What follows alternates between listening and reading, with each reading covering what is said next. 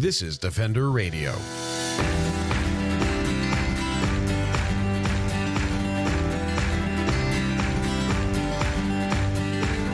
I'm Michael Howie, and this is Defender Radio, the podcast for wildlife advocates and animal lovers, brought to you by the Fur Bearers.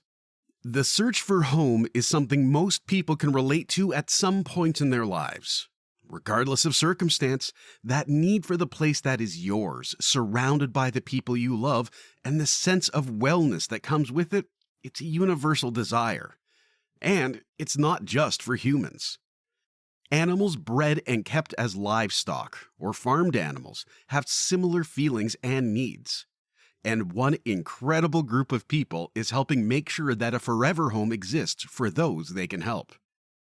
A Home for Hooves farm sanctuary is a haven for animals on Vancouver Island, where pigs, goats, horses, chickens, and other domestic animals can live out their days with love, peace, and serenity.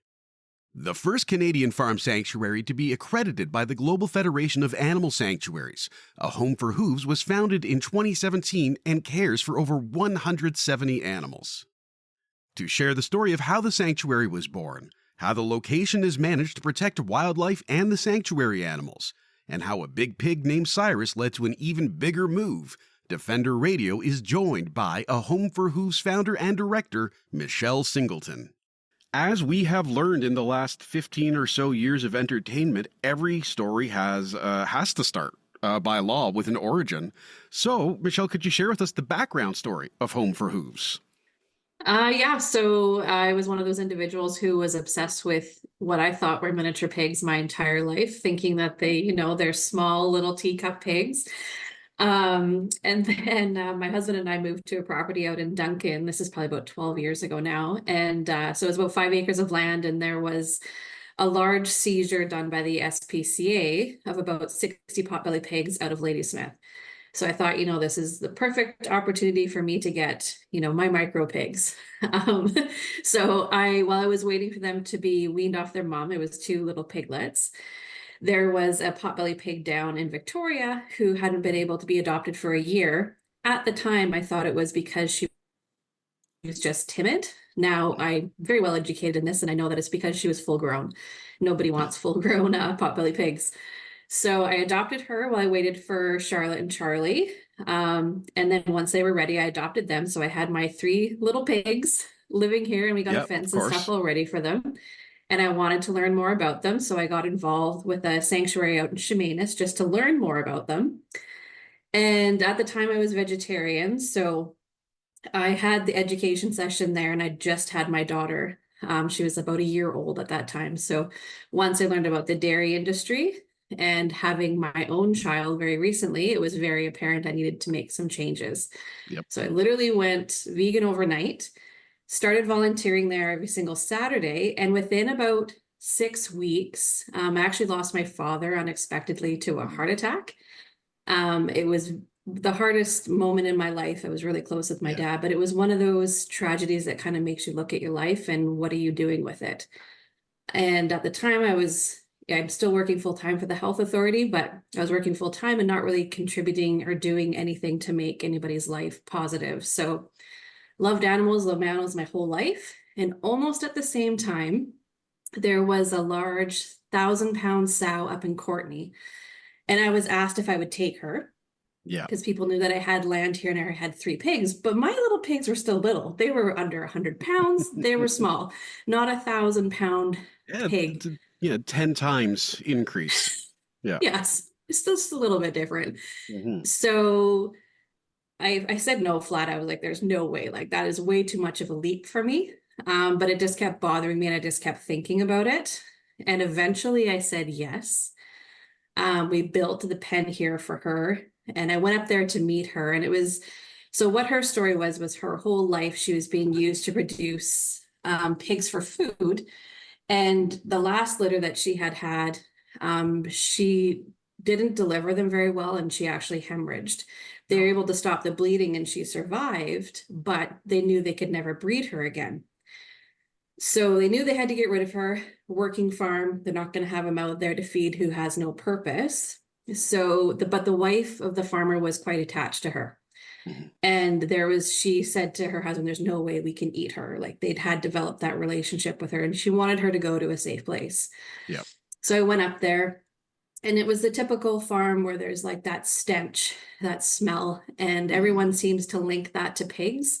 Where at the end of the day, they're an incredibly clean animal. And the Yep. only reason they smell like that is because nobody is cleaning up their feces and they're in small pens that are all muddy and it's just poop mud that's churned up and that's where the smell comes from. But if they're actually in a clean environment, they don't smell at all. So, anyways, once I saw this environment, I just knew I had to get her out of it. So yeah, I just made the changes, brought her here. And kind of the rest is history. I don't even really remember it. It was over 7 years ago now, but Yep. yeah, we went from 6 animals. So we had the 3 pigs and I think 2 guinea pigs and 2 cats. And then now we've got over 170. So it's kind It's of a it, blur, it's a bit but of a jump. Yeah. yeah. Well, now along the way, Home for Hooves Farm Sanctuary becomes a charity, board of Yeah. directors, which is very well put together. I, as someone who enjoys the order of such things, is very appreciative of that whenever I see it. But one of the things that has happened along the way is that you became accredited by the Global Federation of Animal Sanctuaries, and not only accredited, but the first Canadian sanctuary to become accredited. Could you share a bit about what that means and why it was a priority for Home for Hooves? Yeah, so in my personal life, so my career, I'm a lab technologist, and I've been in leadership roles my whole life in the health authority for the labs. So in the health authority, we go through accreditation all the time. It is something that is required. It makes sure that, we're running things properly, we're doing things correctly, our procedures are correct. It's a third party who comes in and assesses you. So I knew, to me, it wasn't daunting like it is to a lot of people because I've been doing it my whole life. It's just the norm for me, and Yeah. I've led it at several hospitals. So I was like, no brainer. This is super easy. And I can see there's so many rescues out there. Anybody can start a rescue. There is no accountability. There is nobody that's actually looking to make sure that rescues are doing a good job.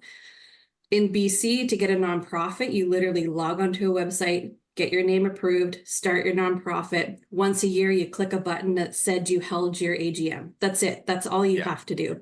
There's no accountability. There's nobody actually coming in and making sure you're doing what you're supposed to be doing. So for me, it's something I think is really important. I think other sanctuaries. So we're just to clarify too, we're the first farm sanctuary in Okay. Canada. There's 2 other sanctuaries that are accredited as well. One's a donkey sanctuary in Ontario, and the other one is, I believe, Oh, the Donkey chimpanzee in Quebec. Sanctuary. Yeah, and then I Yeah, that believe, place is yeah, it's great. And then there's a chimpanzee. I can't remember the name. I think it's called Fauna Sanctuary. They're accredited as well.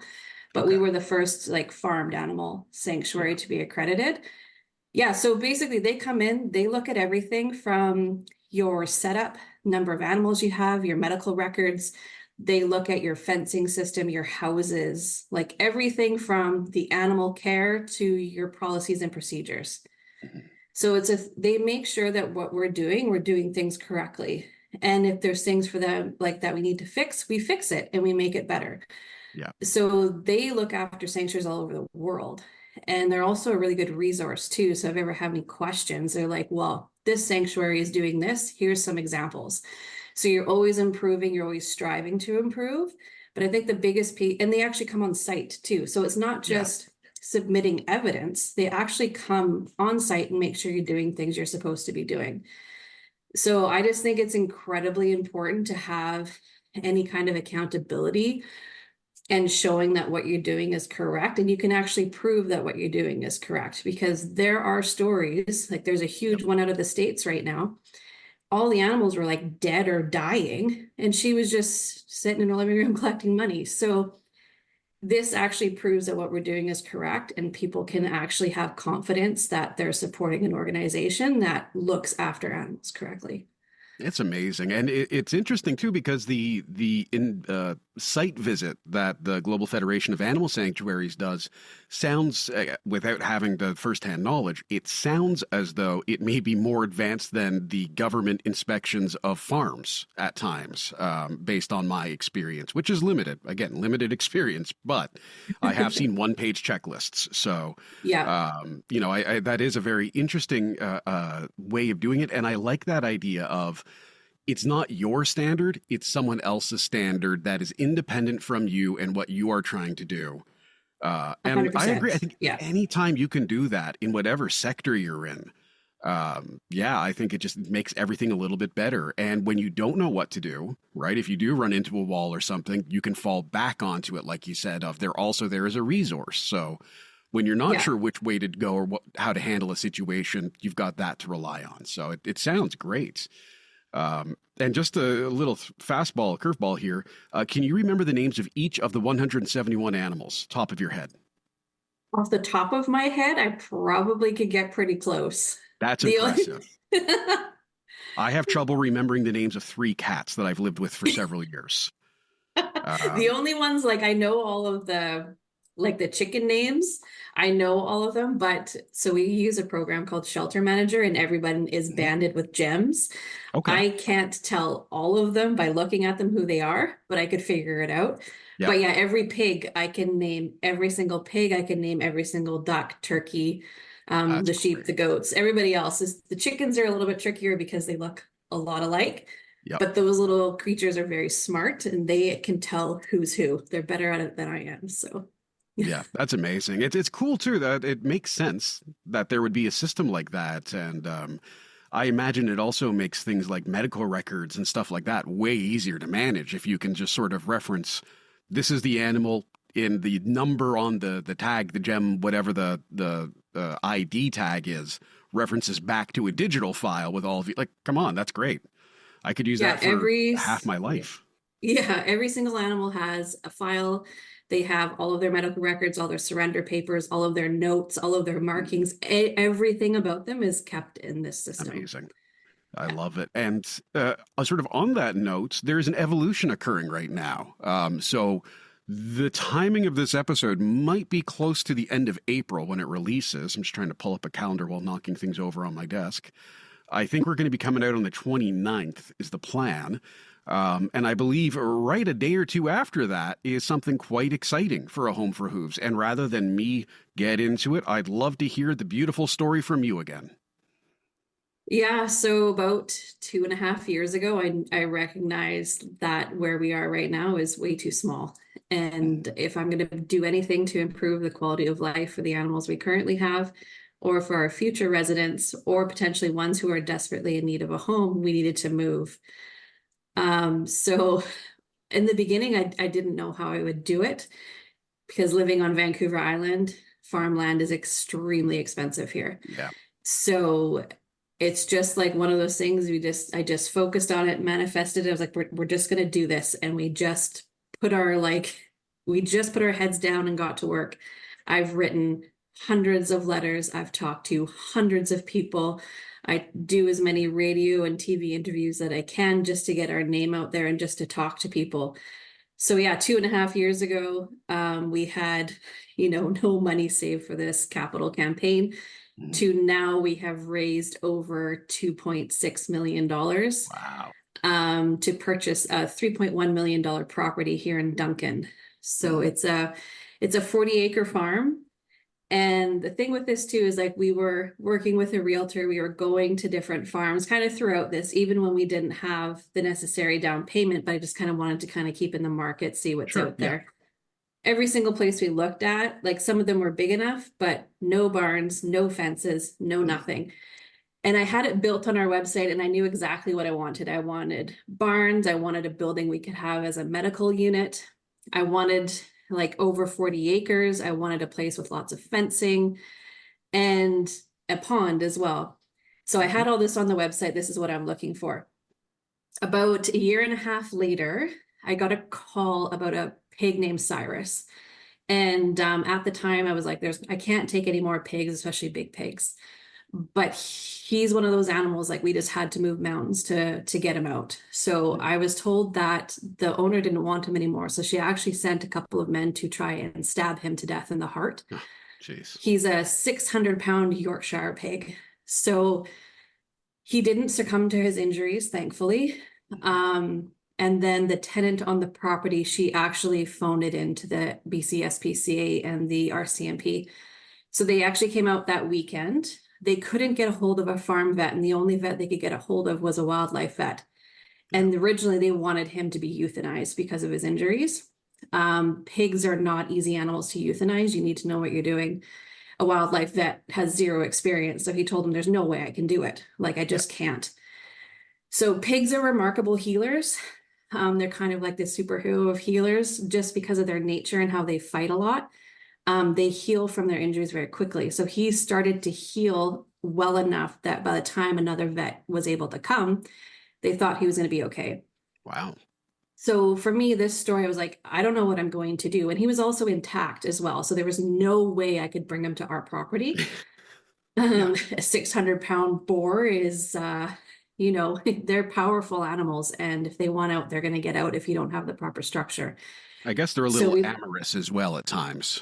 Yeah, like Cyrus, now that I know him, he just stole my heart. He is the sweetest old man pig you could ever meet in a million years. And he's super chatty. I just adore him. But I didn't know what I was getting myself into either. Like, I said yes, sight unseen, because of what had happened to him. I didn't know how he was going to react to people given what had happened to him. We a ton of media around it, lots of like CBC, CTV, Check News. My post was seen by over 10,000 people. There were a few people that reached out. I went to their places, but like totally unsuitable. Like a lot of people don't understand the environment that pigs need to live in. And also they have kind of this, like with Esther, the Wonder Pig, some people were like, oh, they can just come in the house. So for example, there was one person and I was like, well, what do you have in your backyard? And she was like, oh, it's just like a little backyard. It was like a residential area. And I'm like, well, one bylaw, you're not allowed to. And I was like, well, you have access to your house. Me thinking, is he going to have access to your actual outside of your house? Because he'll probably wreck it. Yep. Her thought was, oh yeah, there's sliding doors that you can come in the kitchen. And I was like, no, not appropriate. So the few places I went to, like there was a lot of people were really upset by this and they wanted to help. Yeah. But nobody had the appropriate area for him to go. So going back to the wildlife vet, he knew someone in Duncan here he was really close with, and she had like an area he could go into. And she's kind of done her own rescue privately throughout her whole life. And he begged and pleaded with her. He said, can you help her out? This pig is special. There's something about him. Can you just help? And she'd only looked after potbelly pigs too. So to take on an animal who had just been violently stabbed, was intact, was a big thing for her too. So she said yes. So with him, like we got him neutered, we did all those things, and he's just an absolute sweetheart. But because of where he was, it's kind of onto a dead end road. I was driving by this farm constantly because I was going to see him, making sure he was healing, and with the neuter and stuff, I was there all the time. And I could see that it was vacant. And I thought, you know what, I'm just going to send them a letter, see if they want to sell. Like, what do I got to lose? And then like 3 days later, they phoned me and they were like, this is really odd. They said, we had no plans on selling, but when we looked at your website, they're like, you literally described our farm to a T.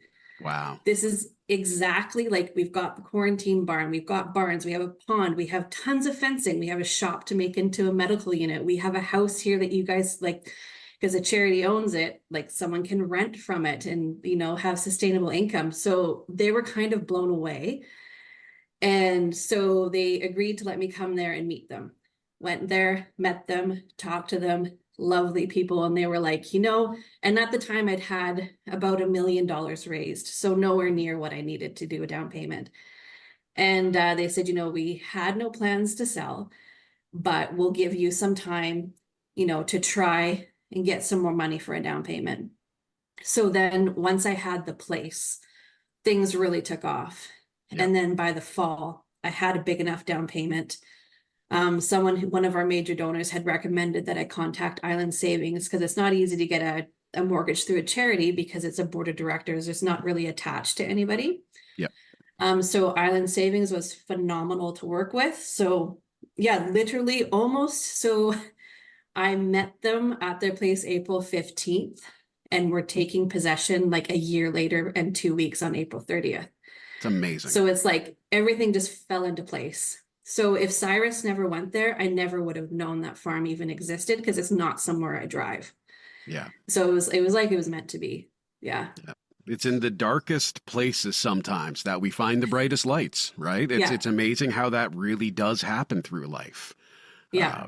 Now, long term, how does this affect the sanctuary and operations? Having this new property, I know there's been a fundraiser running for to help create or fix up some of the fencing. Are there other things like that are going to be sort of ongoing in the near future? And then long term, are there any visions? Yeah, so our short-term plan, we have enough money saved right now we need to completely reinstall the perimeter fence. Mm-hmm. Right now it's a 4-foot fence. I want a 6-foot fence put in for a few reasons. One being security. It's not easy for someone to get onto the property. Thus they can't access our animals easily. And also like living on Vancouver Island, there's a lot of large predators here. So there's bears here and there's cougars here. And Vancouver Island actually has the largest concentration of cougars out of anywhere in the world. So not only do I need to have that fence in to keep them safe, like cougars can jump, I think 18 feet. So, I mean, if they want to get in, they're going to get in, but we do everything we can to prevent that. So not only is it my responsibility to keep my animals safe, it's also my responsibility to keep those large predators safe, because once they start to hunt and kill farmed animals, they're going to get shot by conservation, right? Yeah. So that's our first order of business, is getting that fence up and repaired. The barns, a few of them need to have the roofs repaired. I'm not sure if it's a complete replacement or not. I will find that out this week. So the barn roofs will get fixed. Sorry, I could just see the tension headache starting as you said, I'm going to find out how much it costs this week. There's just like a little vein popped for a second. Sorry. Yeah. Sorry. Been there too. It's not cheap. So, yeah. And then, there's 2 barn roofs that likely need to be replaced. The third barn, I think it's just some minor leaks. So I think they can repair that. Those are like our first steps. Got to get that stuff done. That way we can move the animals there. And then there's some interior fencing we need to replace. Most of it is pretty good, but there's some posts and whatnot that we need to fix before we can bring anybody there. That will be enough to get us to bring the animals on site. The shop there, it is just like your everyday shop, no insulation, no heat, kind of like plywood floors need to be completely renovated in order to make sure that we have a safe space for our animals when they're not well. Also, we have a veterinarian that we work with every single week. So he's there every Wednesday. He's going to help us like design it and get it set up properly. Wow. So that's kind of like the next order of business that we'll have to fundraise for, because that will be we basically have the shell to work in, and we have to build everything inside. And then another thing that we really need to do is for our birds, we need to build really big enclosures that are completely enclosed. Yeah. So there's a few issues. One is predator control. Mink are cute little creatures, but they are deadly when it comes to your birds. They're a predator that will literally kill your whole flock. So we need to make sure that it's completely locked down, that they can't get in, because they can get in through a hole the size of a quarter. But the other big piece of that is keeping wild birds out. So, and there's they bring in parasites, like external parasites, like lice and mites. And avian flu is huge. Yeah. So we have to be very, very scary. And how it works with them too is like, if we tested somebody and they came back positive, the CFIA will like call our entire flock. I've heard that, yeah. So not only is there that risk, but also, I mean, if avian flu got into our flock, it's going to kill our birds, and it's the wild birds who are going to be bringing that into us. So this project will be pretty big, because we do have quite a few flocks of birds, but they will be completely enclosed with hardware cloth, proper overhead, so they're covered, protected from the rain, but they still have access to sun. And then another piece that's really important to us too is like, especially chickens, like they're descendants of the jungle fowl. So we want to make these really cute, like really neat environments for them, not just your typical farmland where they're standing on grass all day. That's not what they want. We want trees and bushes and, perches and all these different things. So they have their their own environment. But I mean, that project is huge, and we're gonna Yeah. need to fundraise a lot of funds to do that, but it'll be pretty amazing once it's done. I'm willing to bet there's a few horticulturists on that island who would like to participate in that project as well. Just saying, Yes. like if you were doing that up down the block, I just move in and be like, all right, let's start playing with the plants and digging holes. And it's interesting talking about the safety aspect, especially with the birds and the fowl. Is that's something we hear a lot about, and a lot of folks end up trapping to try and prevent it. So people will get 3 chickens in their backyard, a raccoon, a mink, whomever comes along and injures or kills one. They go to the store and get told, oh, here's a humane trap to deal with the raccoon. And Yeah. then it goes horribly, horribly wrong. We get called in weeks later and put out press releases and inquire about charges and whatnot. So it's great hearing how much time you're putting into it and things, hardware cloth versus chicken wire and skirting the beds versus just putting it down on the ground, and a lot of the really practical aspects. In terms of, and please correct me if there's a better current term, husbandry, how do you manage the birds to try and prevent that as well? Like what we do with them to prevent predators from coming in. Yeah, beyond like I mean, you clearly secure the premise, Yeah. but then it sounds like you keep them within a lot of it during the day. Yeah. You have to, like, they're so susceptible to so many different predators. Yeah. You have mink, you have raccoons, I mean, dogs can come in. Yep. And then you also have your birds of prey. So like they're incredibly vulnerable animals. And I know of people lose them all the time. I know sanctuaries who don't put in the necessary precautions and they lose their birds constantly. So that's something we're very aware of. And there's simple things you can do too, like you don't have compost around that's going to attract them. You put the food away at night. You clean the food up off the ground. So like lots of simple things like that to keep them safe. You lock them up. Once the sun starts to go down, everybody is locked up. Yep. We do head counts. We make sure everybody is inside. Especially this time of year, they're nesting. They want to reproduce. So, and some of them know, like we remove the eggs every day from our birds and we feed them back to them. And some of them get really smart about that and they start finding creative ways to hide so we don't find the nest.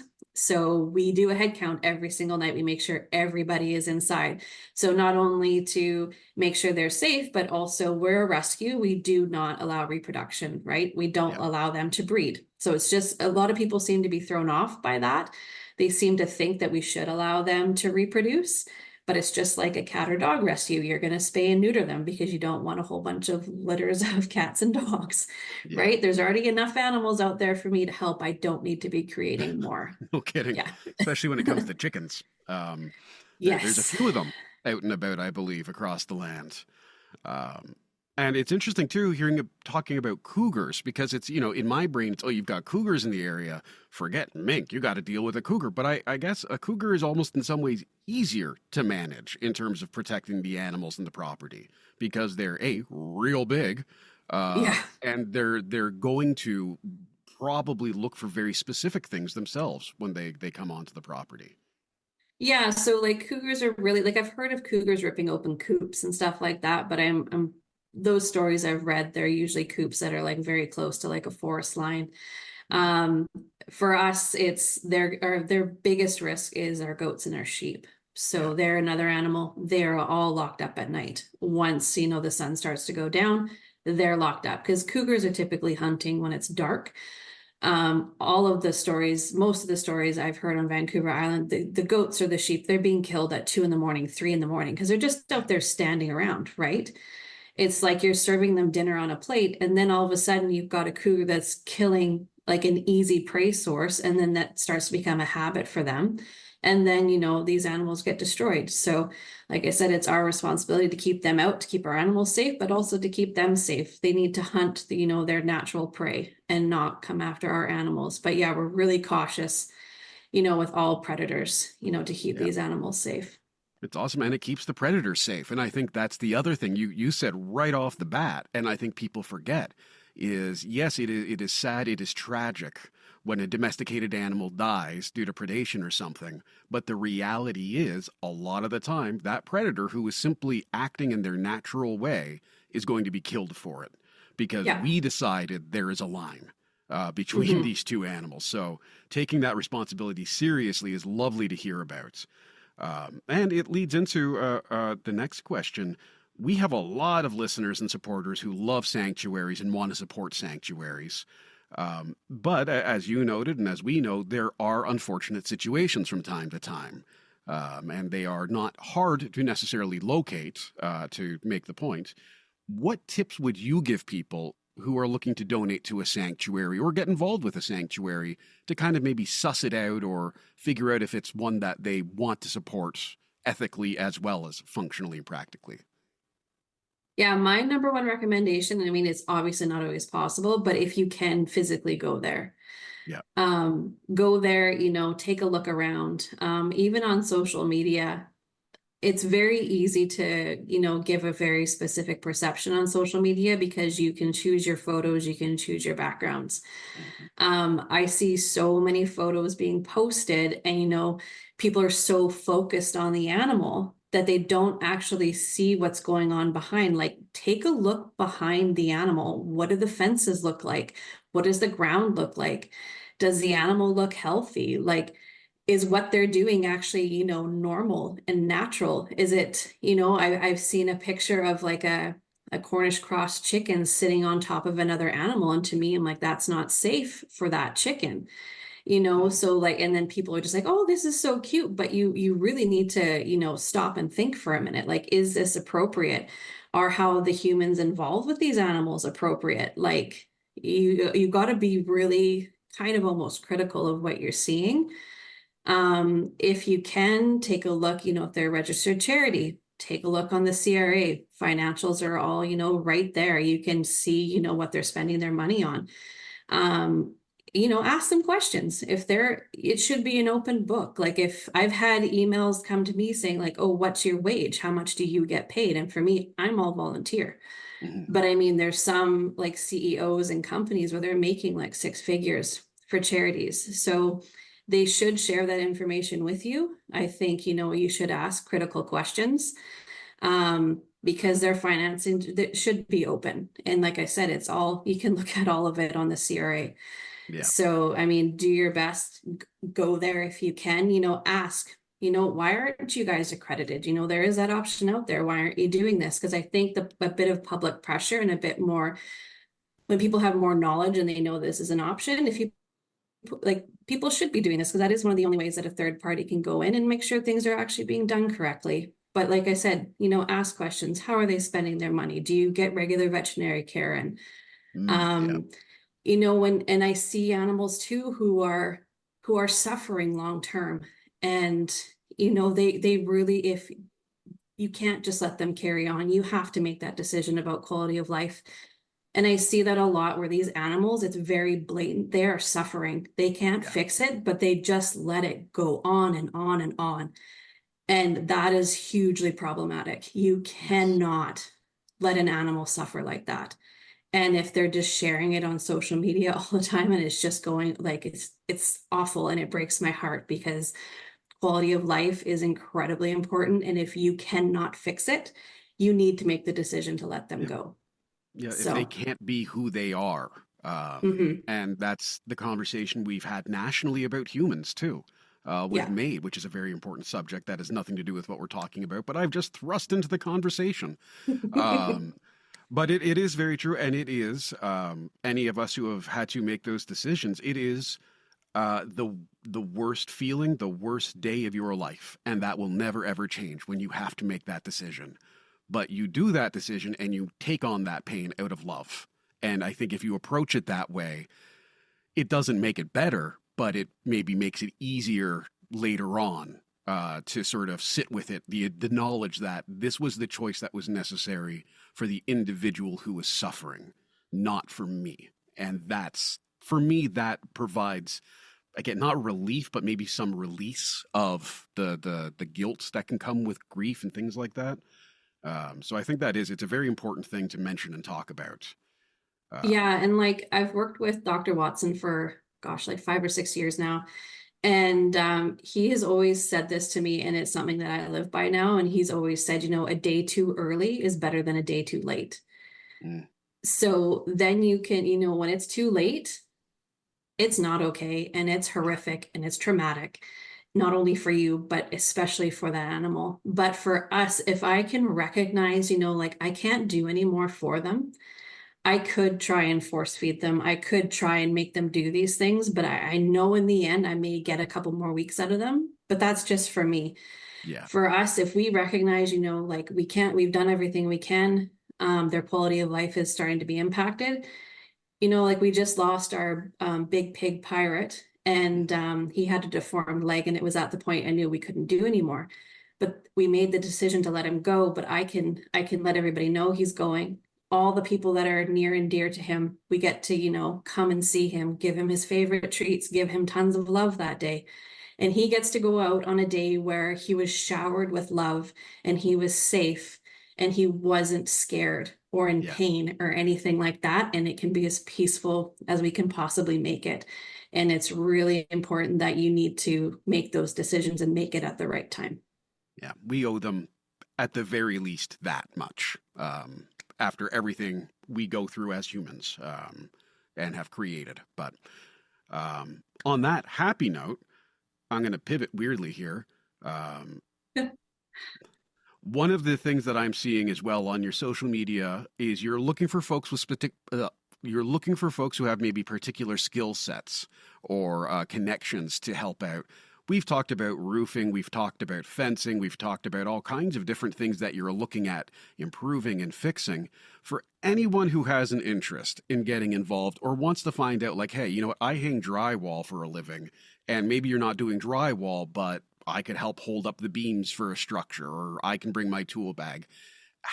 What is the best way for folks to reach out and find out if they can offer something to the sanctuary, yourself, and the animals?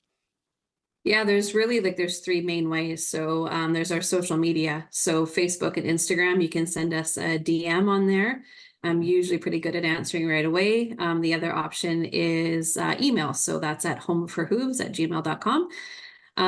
Or you can reach out to me by phone. I'm not usually the greatest at picking it up because I've got so much stuff going on, but text is really good for me. Fire me a text and I will usually get back to you as soon as I can. But yeah, those are the three main ways to get in touch if you're able to help. To learn more about A Home for Hooves, donate to the Sanctuary, or otherwise get involved, visit their website at homeforhooves.org or locate them on Facebook and Instagram. Links to all three are available in this week's show notes in your podcast app or at defenderradio.com. I want to thank Michelle for her time and send a big thanks to everyone making A Home for Hooves a forever home for hundreds of animals. Your dedication is inspiring. I also want to thank you for listening and sharing the podcast today. Remember to follow the Fur Bearers on Facebook, Instagram, Twitter, LinkedIn, and YouTube to get updates on campaigns and programs, and to subscribe to Defender Radio in your podcast app to get notified of new episodes. Until next time, I'm Michael Howie for Defender Radio and the Fur Bearers, reminding you to stay informed and stay strong.